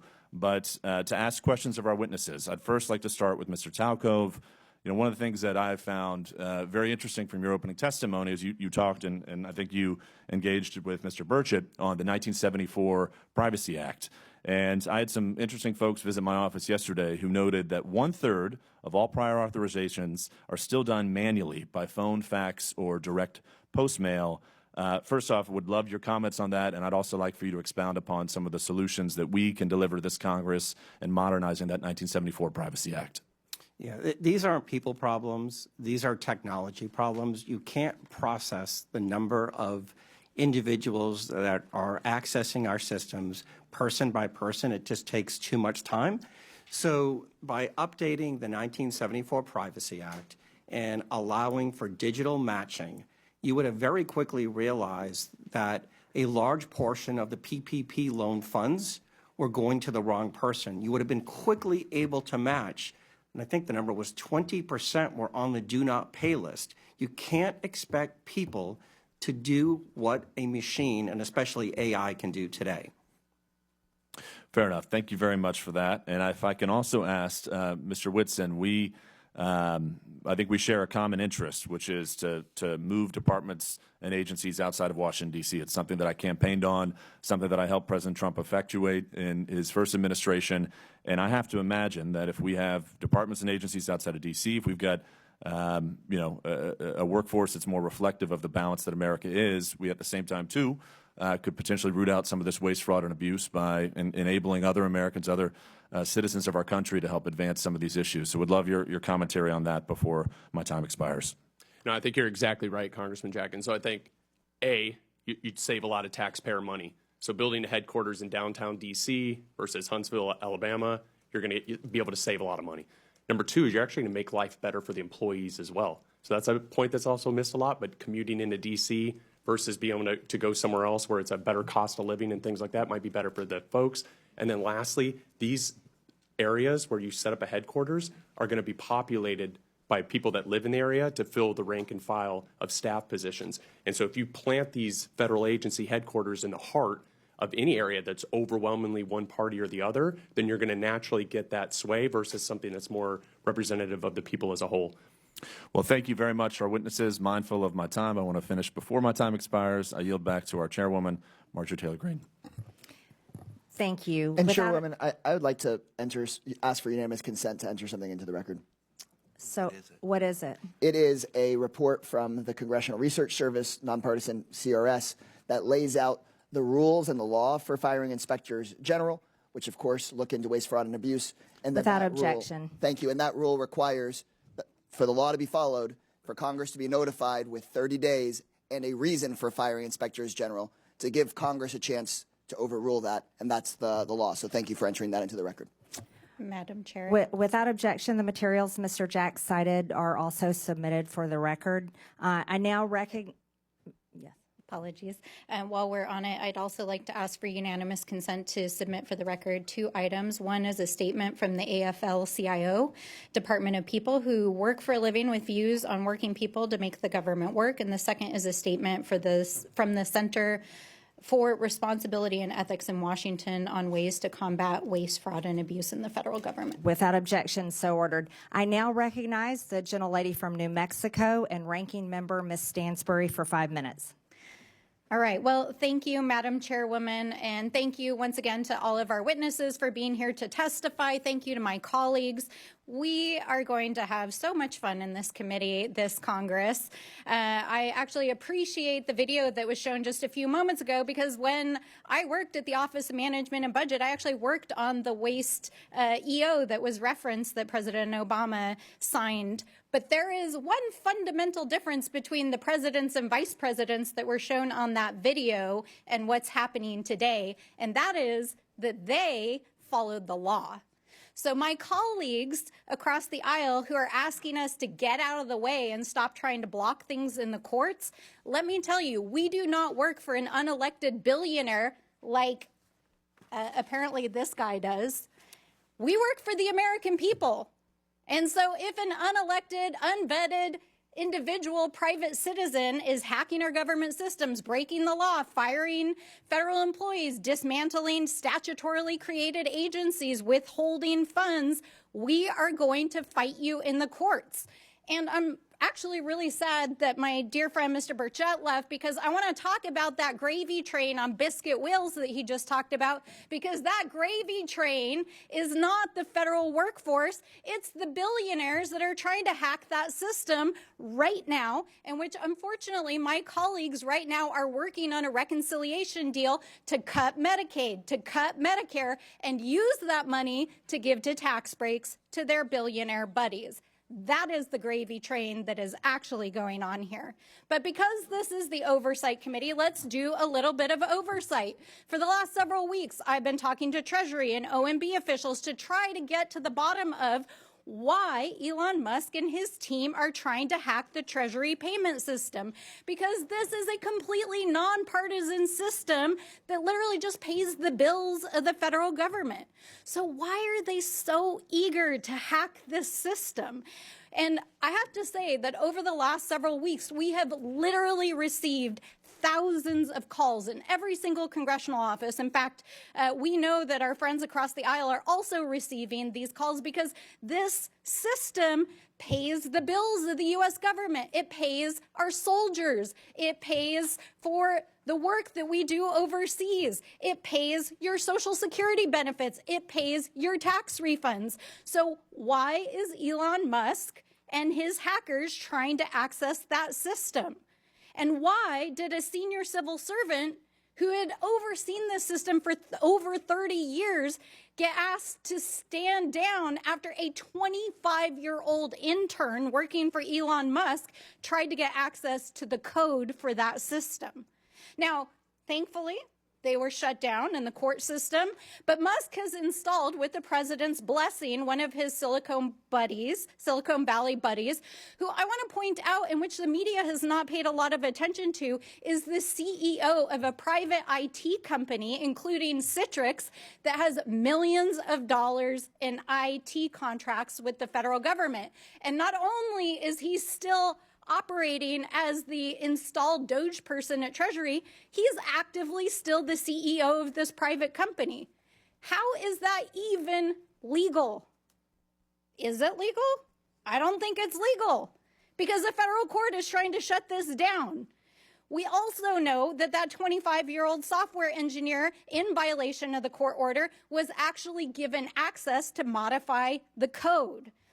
So what is going on here? And why is this such a threat to the American people? Why are thousands of people calling us? It's because of the size and the significance of these payments, because it is an invasion of the privacy and security of the American people, because it could threaten our ability as a country if there was a default in the debt ceiling, and because it contains highly classified information that our foreign adversaries are trying to cyber attack us regularly for. So why is a private citizen being given access to this system? We know they're trying to shut down payments. They're trying to shut down agencies. What's next? Are they going to shut down your Social Security payments? We don't know, because they have no oversight, and Elon Musk will not come in front of this committee. And in fact, the Treasury folks are saying this is the biggest insider threat they've ever seen in the history of the agency. So we are sounding the alarm, and no matter how many executive orders that Donald Trump signs or how many tweets that the VP sends, you cannot rewrite the Constitution, and we are going to hold you to account. I yield back. The gentlelady yields, and I now recognize, oh, yes. I have 3 documents I want to submit for the record. The What first document is the Constitution, Article 2. I would like to submit that for the record. That clearly spells out the president's authority. I would also like to submit for the record 5 U.S. Code 3161, the employment compensation of employees, which clearly spells out his authority to create DOGE. And then I want to submit for the record the executive order that Trump issued on January 20th of 2025, establishing DOGE officially. Without objection, so ordered. I now recognize the gentleman from Texas, Mr. Gill, for 5 minutes. Thank you, Madam Chair, and thank you for hosting this committee. If we've learned anything so far, it's that Republicans want to cut waste, fraud, and abuse from our federal government and save taxpayer dollars, and Democrats want to grandstand and play politics. We can see right now, even, of the 6 Democrats on this committee, only 1 can even be bothered to stay for the duration of this hearing.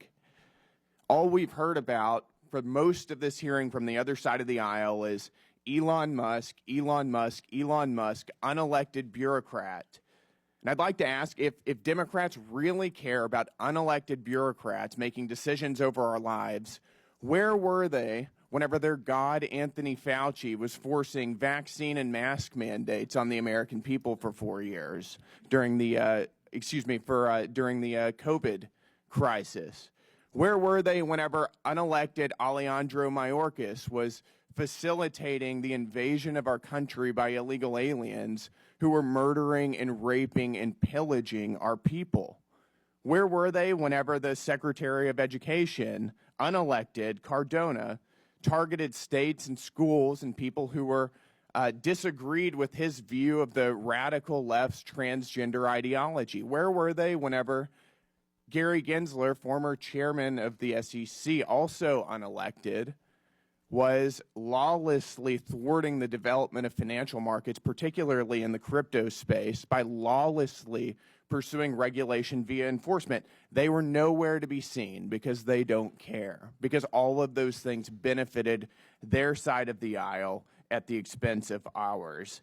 And perhaps that's also why they don't seem to be very interested in rooting out improper payments from our federal government.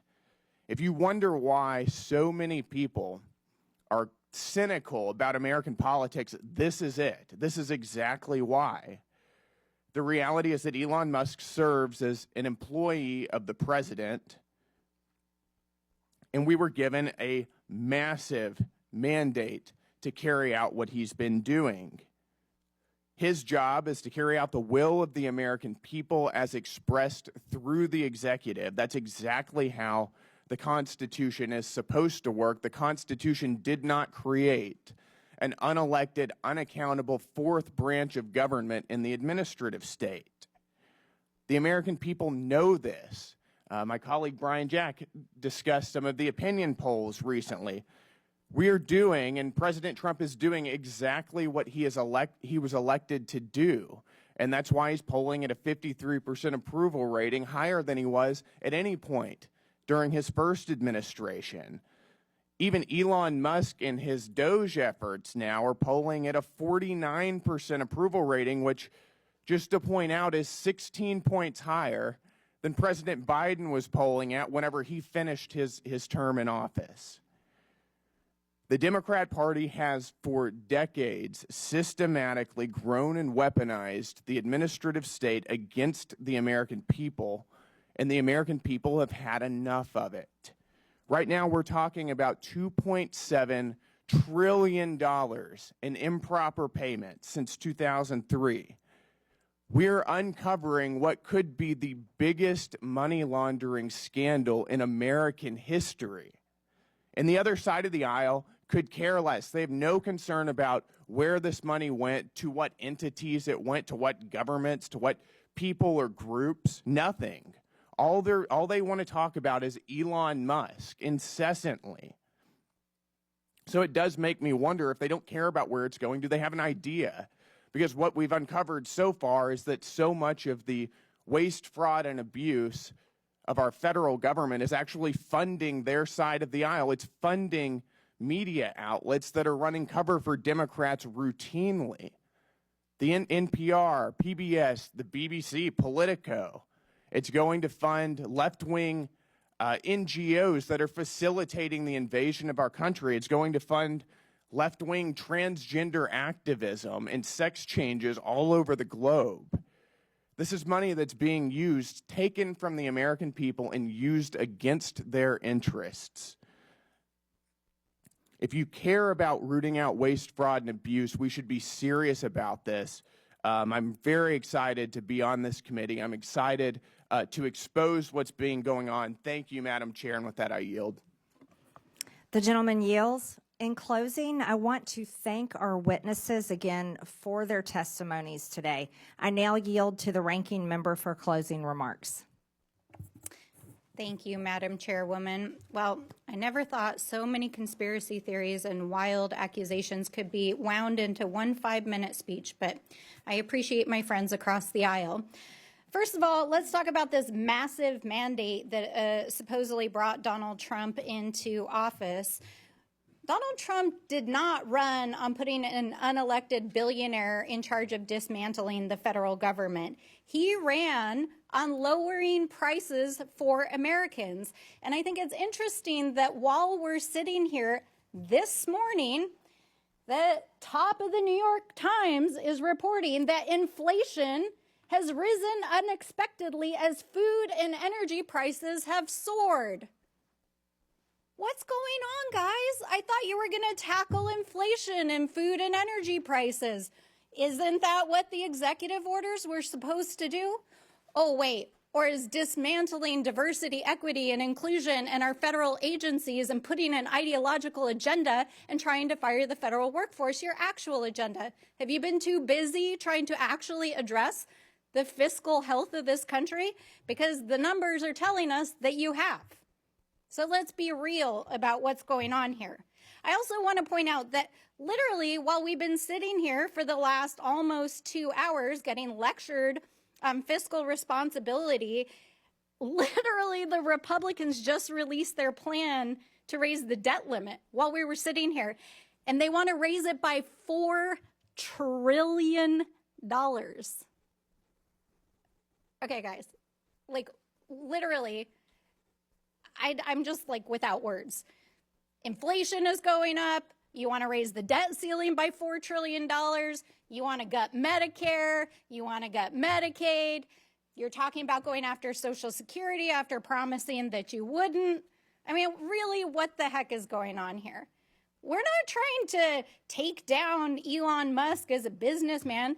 This dude is literally breaking the law inside of the federal government. And for a party that is supposed to be the party of law and order, in quotes, I really do not see you holding him accountable and doing your most basic constitutional responsibility in the separation of powers. So, I want to end where I started. We are the Oversight Committee. We are the People's House for the United States of America. We represent the American people. And so, Mr. Elon Musk If you would like to appear in front of the Oversight Committee, you have been duly invited. Please come tell us what you're doing, come testify in front of the American people, and please come hold yourself to account. With that, I yield back. The gentlelady yields. I now recognize myself for closing remarks. President Trump was elected with a mandate to rein in unaccountable bureaucracy in Washington and to wage war on waste. I know that because I campaigned alongside him, and so did my colleagues. This hearing was the first battle of that war, and in the coming days, the subcommittee will release a report with legislative solutions to the problems we have identified here today. We aren't going to wait all the way until the end of this Congress. We're going to get to work immediately. The bureaucrats who have run Washington for decades are beyond the point of forgiveness.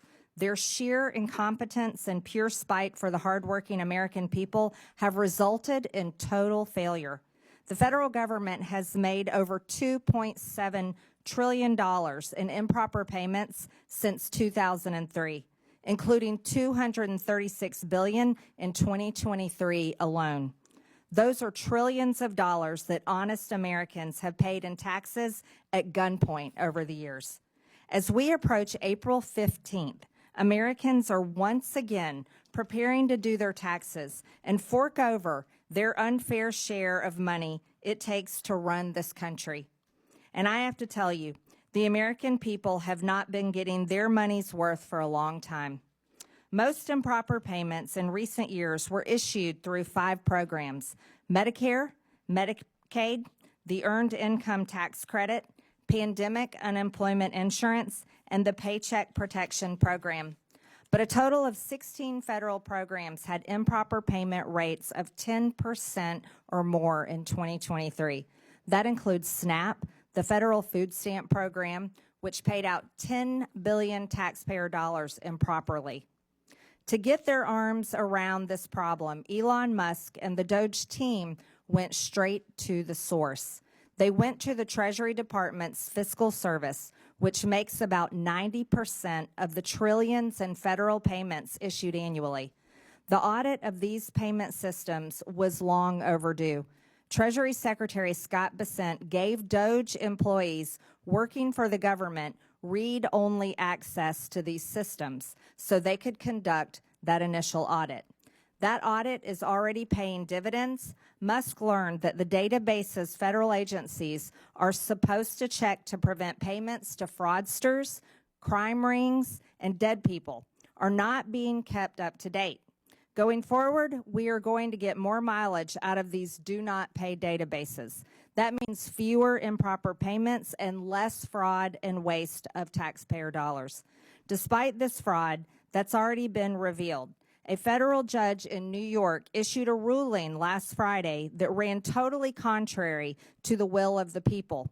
The judge blocked not only DOGE, but the Treasury Secretary himself from accessing his own agency's payment systems. That's absurd. Only career Treasury Department unelected bureaucrats can access the system, the judge ruled. This turns the Constitution on its head. We will hold this judge and others who try to stop the will of the people and their elected leaders accountable. As is written in the Federalist Papers, the judiciary has no influence over either the sword or the purse, no direction either of the strength or the wealth of the society. It may truly be said to have neither force nor will, but merely judgment, and must ultimately depend upon the aid of the executive arm for the efficacy of its judgments.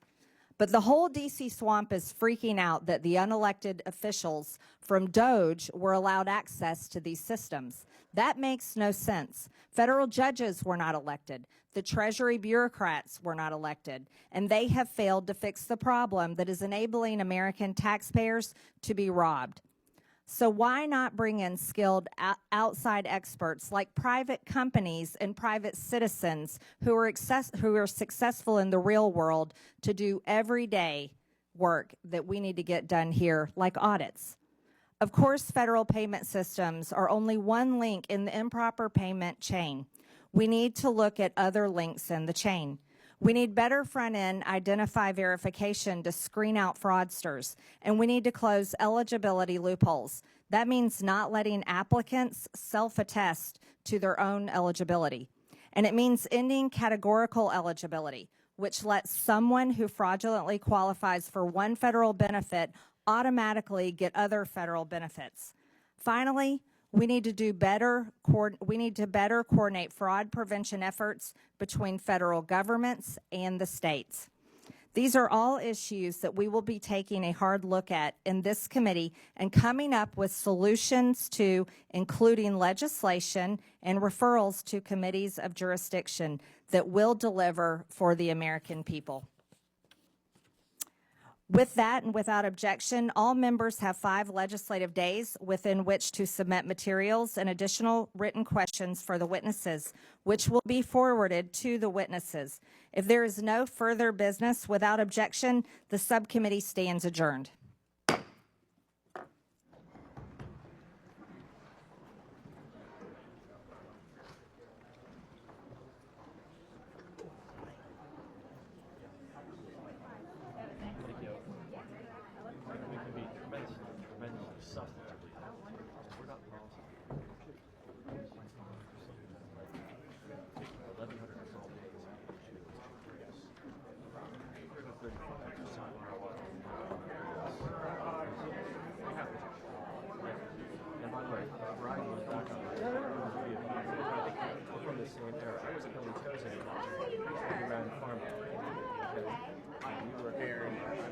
Kevin made sure that I team over to say hello. Loyal,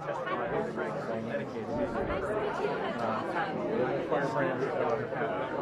We have some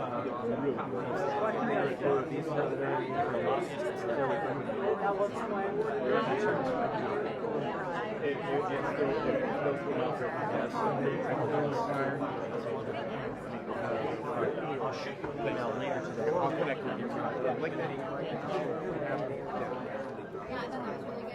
the written is online.